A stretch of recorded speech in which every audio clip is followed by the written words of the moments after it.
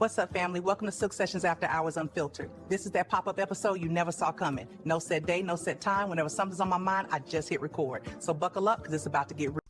What's up? It's your girl, Mimi Michelle, your hairstylist, your author, and your podcaster. Now, we're going to get right into it. First, we're going to talk about Bridgerton. Dearest gentle reader, yes, God, today. I just got caught up on season 4, and let me tell you, spoiler alert, spoiler alert, spoiler alert. Shonda Rhimes, I love you. I love your writing. I love your success.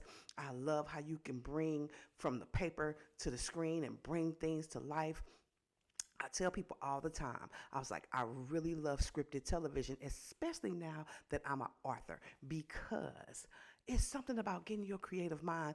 Yeah, reality TV is cool and everything, but sometimes I want to see what your gift is. And baby, Shonda and her team. So let's talk about this one episode. I don't want to really have a spoil. I don't want to really tell it for y'all. So if you haven't seen it, just go in the other room until you watch it and come back and watch me. So there was this one episode where the girl's husband passed. She was one of the Bridgerton sisters who married the black guy. And of course, you know, she had been talking about she wanted to give him a baby. She had never orgasmed, and he took a nap. He said he had a headache. He took a nap. Let me get my tea. He took a nap because he had a headache, and he never woke up. When she went, he had gone to be with Jesus, and she was like trying to be real strong and short with words and trying to do things around like the house. And her family was like, are you okay? And then one day her mom came to talk to her because she could say that she understood because she went through something similar. Remember, the mother's husband passed by being stung by a bee. Back in season 1, they revealed that, right? And she was like, you think I understand?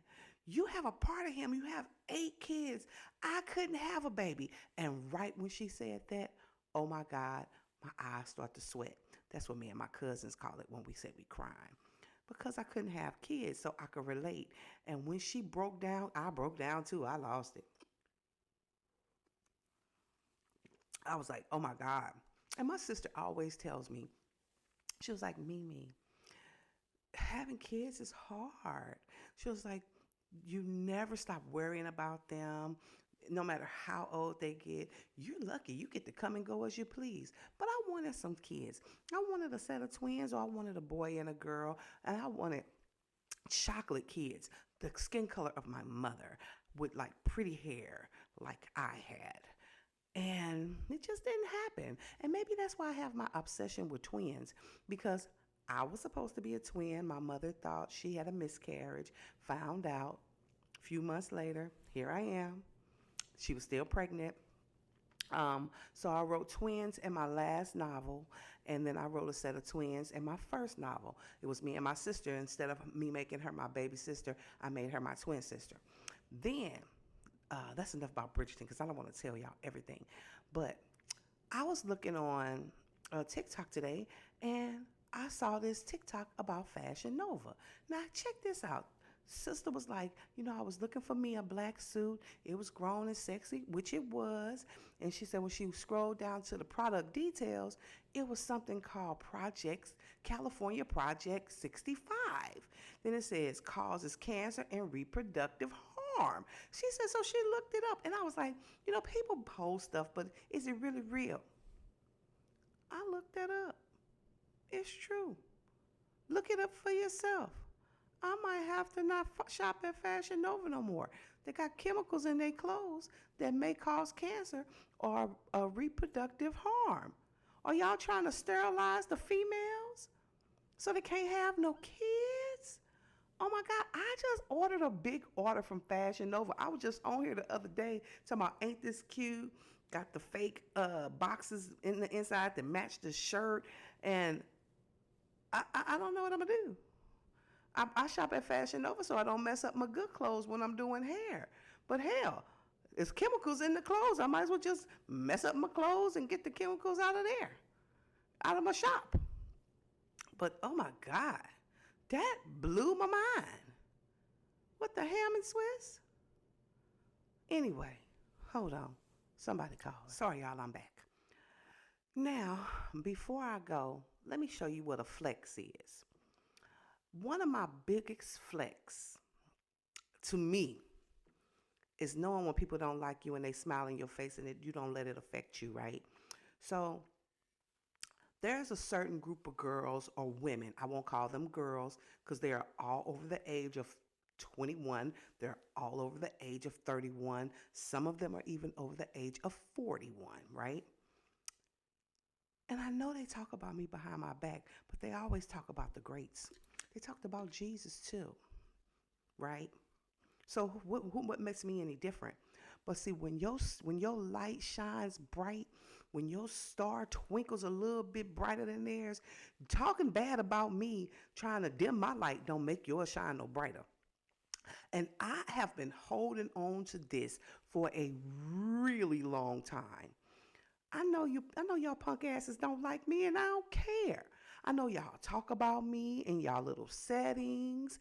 I know y'all try to pick apart my hairstyles. Let me tell you, I've been in this game a real long time. And if your hair looking a hot ass mess, then please don't talk about my work. You need to go find you a hairstylist like me. You understand what I'm saying? You coming in looking like, damn it, I bite you.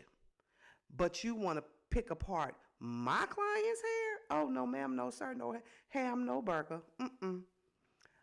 People who don't like me and talk about me do not bother me. Just makes me think that I am flyer than I already think I am. And if you know anybody that knows me, no matter what shape, no matter what, I always think I'm cute. I always think I'm fine. I always think I am top notch. I am my biggest support system. I am my biggest cheerleader. And I am not conceited. I'm just convinced. Because God made me in his own image. And this ain't liquor talking because I'm only drinking Tazo tea tonight. Let me swallow. So, don't think just because I don't say nothing and I smile at you when you smile at me. Hey girl, how you doing? I have respect more for your homie who don't look at me, who roll her eyes at me, that don't speak to me, even when I try to speak to her. I respect that because I know where you stand. I know where you stand, but I also can know where you sit. And I can put you there. Bam.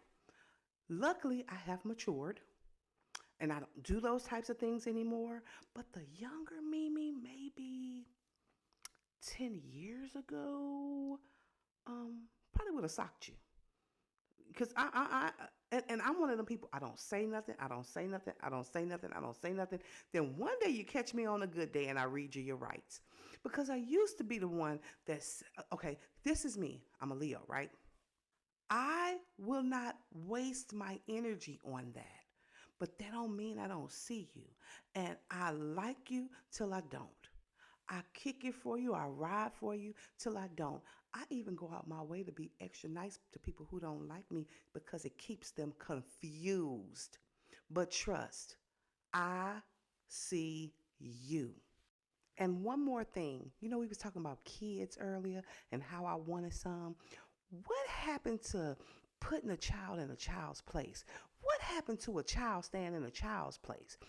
These are some disrespectful kids, and they parents just watch them getting adult conversations. I don't get it. I used to have an aunt named Julia. Aunt Julia is what we call the auntie. And if you got out of place, I have watched her uh, beat her 21-year-old son because he came in too late. And he was like, I can't get no whooping, I'm grown. And she showed him. And my Aunt Julia was little. You hear me? She was stout, but she was a short one. You understand what I'm saying? But she didn't play no games.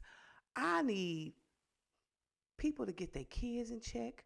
I need kids to stay in a child's place. I need people to mean what they say and say what they mean. And I just need people to be real. And if you can't be real, please don't fool with me. My last word of the night. Let your haters be your motivators, baby. Don't let people get under your skin. Don't let people bring you out of a bag, as they used to say, Shirley and Barbara.